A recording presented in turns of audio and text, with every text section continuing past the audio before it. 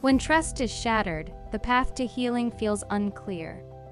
How can I learn to trust again and open my heart? I once heard the most powerful words: allow everything to happen. Allow yourself to take the wrong path in life. Allow yourself to misjudge people and make mistakes. Allow your work to challenge and frustrate you. Allow the person you love to not love you. Allow your efforts to sometimes lead to no results. Allow yourself to feel happy today, or unhappy too. Accept everything that happens, embrace all that unfolds. Be brave and face life with an open heart. Everything has its cause and consequence. Let things flow. Focus on your actions, but let the outcome unfold naturally.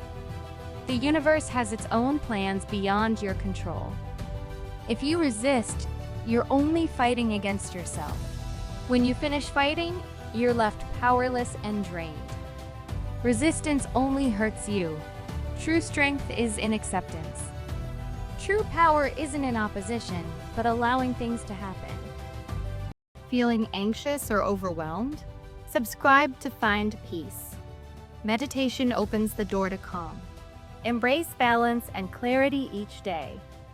Click the next video to begin your practice.